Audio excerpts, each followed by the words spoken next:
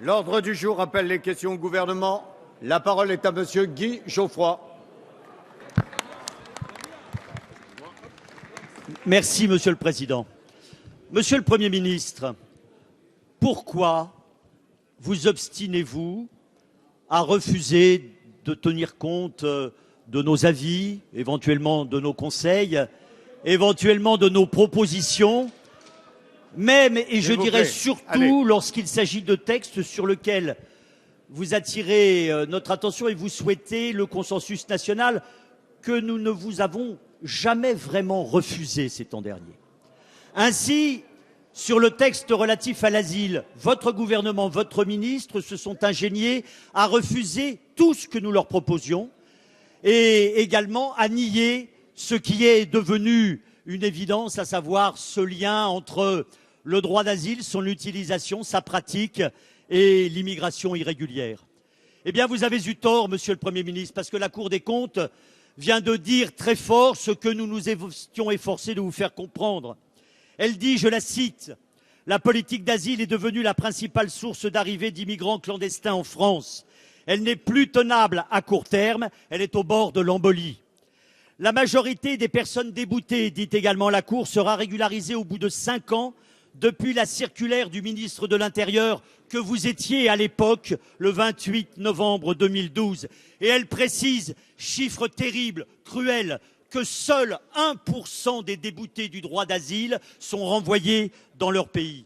Alors, Monsieur le Premier ministre, la Cour conclut par 10 recommandations, dont la numéro 7, exécuter les obligations de quitter le territoire français pour les personnes déboutées.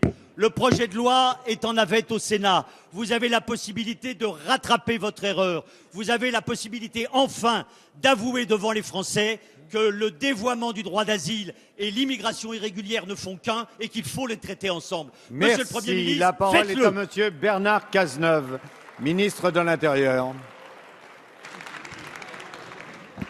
Monsieur le député, je ne comprends pas pourquoi, ou je comprends trop bien plutôt, pourquoi sur tous les sujets qui devraient appeler un consensus, de la précision, de la rigueur, vous convoquez à grand renfort d'arguments frelatés des polémiques inutiles.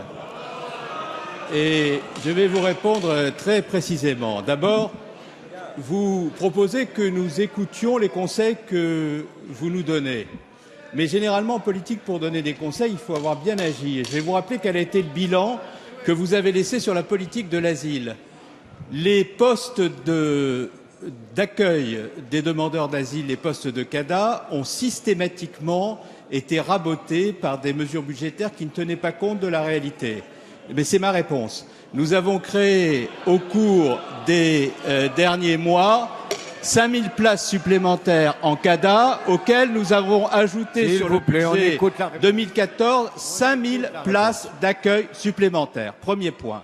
Deuxième point, vous parlez des déboutés du droit d'asile. Je dois vous rappeler, c'est la réalité statistique, c'est également dans le rapport de la Cour des comptes, qu'entre 2007 et 2013, le nombre de demandeurs d'asile a doublé et que vous avez été totalement incapable de renvoyer ceux qui étaient déboutés du droit d'asile. Nous prenons des dispositions pour faire face à cette situation. Quelles sont les dispositions que nous prenons ?